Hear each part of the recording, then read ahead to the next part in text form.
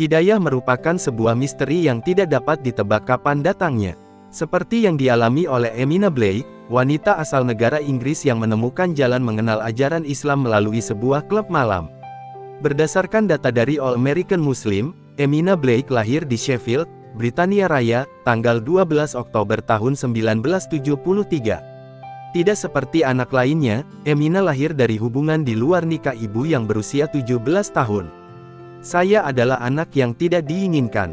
Otoritas lokal kemudian membawa saya yang saat itu sebagai bayi berusia 1 bulan ke sebuah panti asuhan.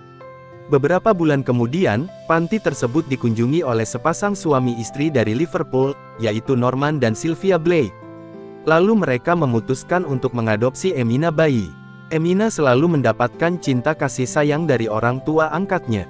Ia berhasil tumbuh jadi seorang gadis yang ceria. Emina selalu memiliki banyak teman. Tetapi pada saat menginjak remaja, ia terpengaruh oleh pergaulan kurang baik dari teman-temannya. Emina menyukai pesta dan jalan-jalan daripada belajar. Saat berpesta, saya kerap menenggak minuman keras untuk bersenang-senang. Namun, dari kebiasaan buruk itu justru menuntun saya untuk mengenal agama Islam. Saat itu Emina bertemu teman wanitanya, Laila, yang merupakan keturunan Pakistan. Walaupun seorang Muslim, Laila kerap ikut dalam pesta minuman keras di klub bersama Emina. Emina pernah mabuk berat saat bermalam minggu dengan teman-temannya. Dengan sigap, Laila membawa Emina pulang ke rumahnya. Keesokan paginya, saya terbangun. Saya terkejut karena berada di dalam kamar yang bukan milik saya. Saya menyadari ini berkat pertolongan Laila. Saya jadi terharu dan mengucapkan terima kasih kepadanya. Emina pun membersihkan diri di dalam kamar Laila. Tanpa sengaja, Emina melihat sebuah buku bersampul biru dengan ukiran-ukiran nan indah yang membuatnya penasaran. Emina bertanya kepada Laila hingga menyadari kalau buku itu adalah Al-Quran. Ia lalu membuka buku mushaf tersebut. Ternyata, isinya tidak hanya teks berbahasa Arab, tetapi terjemahannya pula. Di suatu halaman, saya melihat beberapa ayat menyebut nama Maria, Maryam ibunda Nabi Isa. Islam ternyata agama yang memuliakan wanita.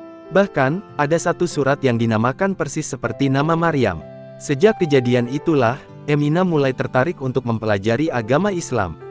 Ia pun semakin rajin membaca Bible dan membandingkannya dengan Al-Quran. Menurut Emina, semua orang Islam meyakini Al-Quran sebagai firman Allah, bukan buatan manusia. Kemudian Emina menemui Laila. Sayangnya, Laila mengaku kalau pengetahuannya belum memadai. Laila menyarankan saya untuk berdiskusi dengan tetangganya, yang juga merupakan seorang mualaf. Emina memberanikan diri berkenalan dengan tetangga muslim tersebut yang bernama Daud. Ia pun mulai mengajukan berbagai pertanyaan tentang Al-Quran. Siapa yang menulis Al-Quran? Bagaimana membuktikan bahwa ini adalah firman Tuhan? Bagaimana dengan fakta-fakta saintifik? Itulah berbagai hal yang ingin saya dapatkan jawabannya. Kemudian Daud menjelaskan pertanyaan-pertanyaan yang diajukan oleh Emina. Sejak itu, Emina sering berdiskusi dengan Daud mengenai aspek keislaman.